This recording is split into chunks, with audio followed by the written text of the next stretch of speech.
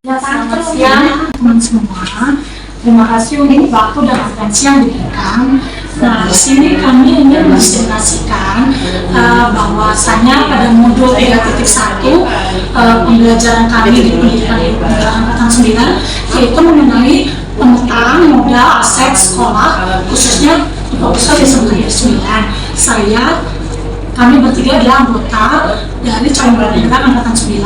Saya Christina Priyani dengan rekan saya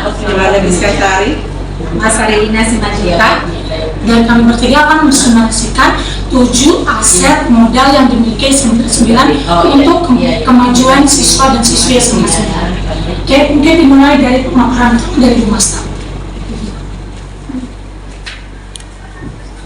Oke, terima kasih Bu Christine. Selamat siang buat kita semuanya. Terima kasih sudah datang ke ruangan ini untuk berbagi atau sharing tentang pemetaan modal atau aset sekolah. Ya, kita fokuskan di SMK Negeri 9. Ini aset sekolah itu ada 7 ya, ada 7 macam.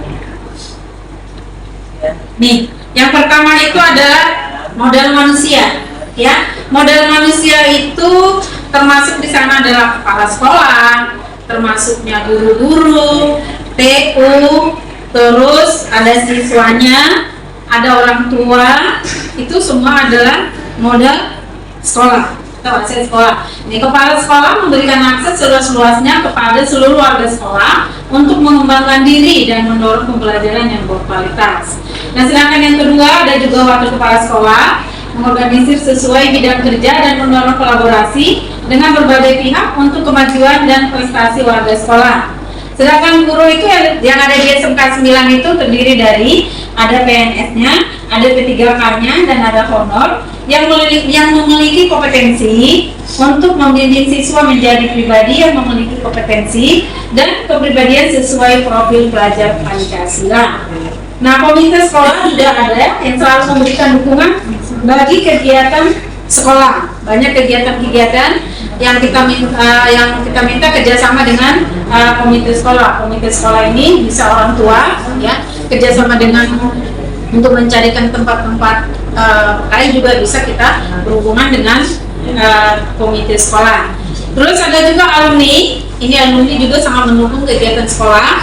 Bisa untuk pemberian tempat PKL juga iya, untuk donatur juga iya, untuk praktisi juga iya, ya. Jadi kita kalau butuh narasumber bisa juga kita memanggil para alumni SMK Negeri 9. Nah, sedangkan modal sosial, ya, tadi adalah modal manusia, yang kedua adalah modal sosial. Ini yang termasuk di sini adalah Dinas Pendidikan yang memberikan kebijakan, ya, kebijakan dalam pengembangan sekolah untuk mewujudkan visi dan misi sekolah.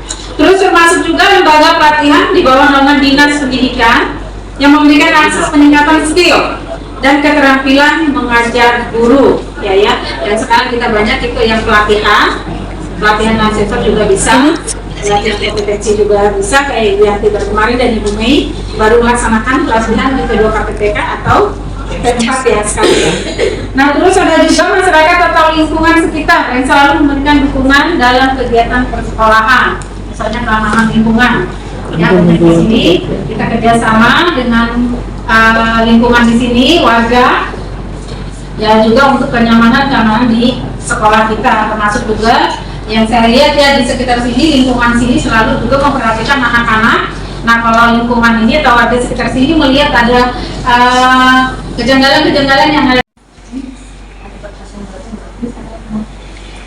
Baik, mohon izin Bapak Ibu semua, terima kasih atas kehadirannya di diseminasi aksi nyata modul 32 ini. Saya melanjutkan paparan mengenai modal aset yang kita miliki, yaitu yang ketiga, modal politik, yaitu di mana modal politik ini adalah satu kebijakan kepala sekolah dalam mendukung seluruh aktivitas warga sekolah untuk meningkatkan potensi dan pembelajaran yang berkualitas. Demikian juga terhubung dengan kebijakan dari pemerintah Pemprov DKI Jakarta sendiri dan Sudin Pendidikan serta ada dengan pihak-pihak kecamatan untuk mendukung proses pembelajaran yang bermutu serta berorientasi pada merit. Kemudian yang modal politik selanjutnya, dukungan pihak dari dunia industri dan perusahaan dengan program keahlian yang dimiliki sekolah untuk pengembangan kompetensi baik guru dan siswa untuk tempat magang serta pemasaran tenaga kerja bagi alumni. Yang keempat yang terkait seperti TNI, Polri, dan Puskesmas, Dinas Pemadam Kebakaran, Dinas Pariwisata, dan KPU yang mendukung terhadap proses pembelajaran ekstrakurikuler. Kemudian bersama dengan pemerintah setempat mulai dari hal terkecil yaitu di RT, RW, kelurahan, serta kecamatan. Lanjut lagi perguruan tinggi, kami juga banyak kita sudah melakukan yang semuanya hampir 100% bagus dan sesuai dengan kriteria yang diharapkan oleh semua pihak. Ada modal lingkungan yang akan dibahas oleh Ibu Christine. Silakan Ibu. Terima kasih Ibu Yolanda. Nah, selanjutnya itu modal yang ke-6 dari 7 aset yang dimiliki oleh Sekolah 9, dan kita sebagai pemimpin pembelajaran harus mengkolaborasikan semuanya. Itu adalah yang ke-6, modal lingkungan alam. Nah, di dalam SMKN 9 kita di sini sama-sama merasakan adanya saturasi digital juga perpindahan udara yang cukup baik ya, bisa dibilang cukup baik. Terus di sekolah juga di SMK 9 itu memiliki kebun atau beberapa sudut itu berkolaborasi dengan yang namanya CSR. Nah, nanti juga akan ada penjelasan selanjutnya terkait tentang CSR. Dan ada juga kita memiliki halaman serta lapangan yang cukup seperti itu. Itu modal yang bisa kita kembangkan untuk melakukan pembelajaran yang berpusat pada siswa. Next, yang terakhir, aset yang ke-7 itu adalah modal finansial. Nah, sekolah itu kan namanya sistem ya. Yang namanya sistem tidak bisa berjalan kalau tidak ada keuangan pastinya ya, pendanaan. Nah, kalau sekolah kita memanfaatkan dan memaksimalkan pendanaan itu sumber dana BOS, BOP, dan sistem keuangan lainnya.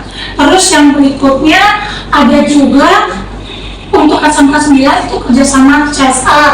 Itu terlihat dengan kita adanya dengan BHB, terus Prima, terus Botol Sosro, terus ada lagi Ultrajaya, sama kolaborasi dengan pihak-pihak industri ya Bu ya, misalkan Inti Prima yang anak di kafe.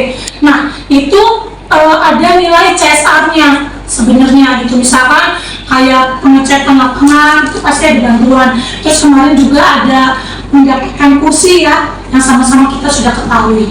Nah semua itu dari segi keuangan untuk SMK 9, karena kita membicarakan SMK 9, kita nggak tahu sekolah yang lain, karena ada kolaborasinya dengan pihak industri, maka untuk SMK 9 itu ada akan mencetus kegiatan yang namanya BENUT. Oleh sebab itu, kita semua guru di SMK 9 ini sebagai pemimpin pembelajaran harus mensupport hal tersebut. Seperti itu. Nah, ketika kita membicarakan BENUT, artinya bersinergi dengan pengembangan siswa, karena dari BENUT itu nanti siswa pasti disuruh mengembangkan dari segi kewirausahaan, jual beli, dan berkreasi terhadap makanan atau peralatan dan lain-lainnya. Dari pemaparan kami ini, apa yang sudah dimanfaatkan di SMKN 9 seperti itu, dan itu untuk kita bersama sebagai pemimpin pembelajaran di kelas, karena guru adalah pemimpin pembelajaran. Seperti itu. Demikian sih diseminasi dari kami. Mungkin kurang lebihnya kami mohon maaf. Kalau ada yang mau ditanyakan, silakan kami buka forum tanya jawab. Ya, siswa belum ada ya? Oh iya, betul. Ya, terima kasih Bu Jaya. Berarti kita masukkan siswa ya di modal manusia. Sebagai subjek yang harus kita kembangkan. Itu terkait sama kebijakan. kebijakan pemerintah pusat dalam hal ini Pemprov DKI.